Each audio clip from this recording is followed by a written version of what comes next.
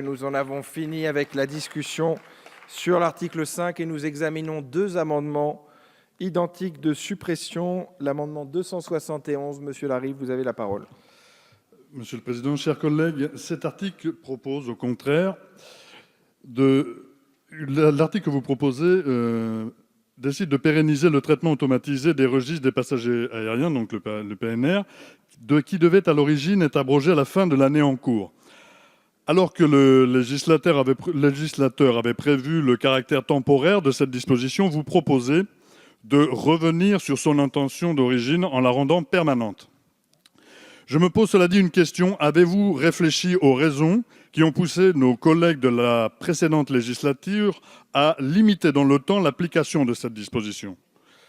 Peut-être voulait-il s'assurer dans un premier temps de l'utilité et des risques d'atteinte au droit.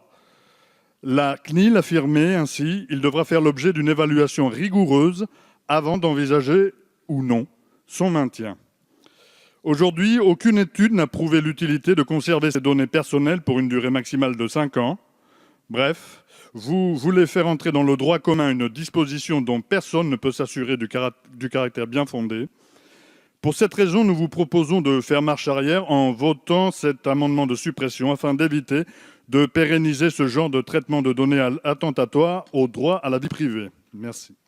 Merci beaucoup, Monsieur Larive. Sur l'amendement 422, c'est Monsieur Wulfranc. Il est défendu.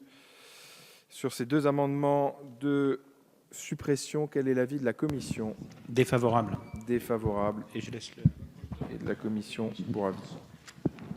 Merci Monsieur le Président, merci Monsieur le rapporteur. Alors effectivement, on a déjà eu l'occasion d'étudier cet amendement lors de notre réunion de la Commission de la Défense, amendement sur lequel nous avions donné un avis défavorable, et avis défavorable que je renouvelle ce soir. Petite parenthèse pour commencer, je rappelle que ces données existent depuis de nombreuses années, qu'elles sont utilisées à des caractères commerciaux par des entreprises privées, les entreprises privées du secteur aérien, sans que cela pose la moindre question.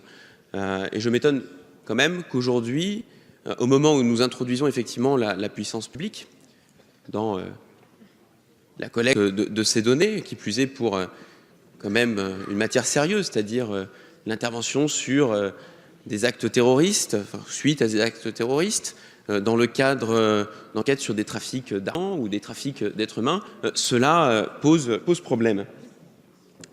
Alors, cette mesure était limitée dans le temps.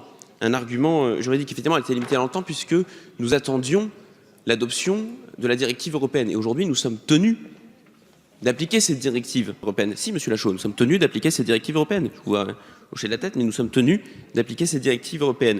Sur le fond, personne ne peut dire que ces données sont utiles. Ces données sont utiles non seulement en matière de prévention, elles sont utiles aussi par ailleurs dans l'appui dans certaines enquêtes. Et lors de nos auditions, l'ensemble des services que nous avons pu auditionner nous ont fait part de l'utilité et de l'efficacité de ces données. Alors comme nous avions déjà eu l'occasion d'en parler, un petit motif d'espoir pour vous. Un réexamen de tous les éléments de la directive européenne sera opéré en 2020 et il y aura alors l'occasion, effectivement, de redébattre de cette mesure. Merci, mais l'avis restera défavorable. Merci, Monsieur le rapporteur. Madame la ministre, quel est l'avis du gouvernement ? Même avis. Les avis sont donc défavorables pour la commission et le gouvernement.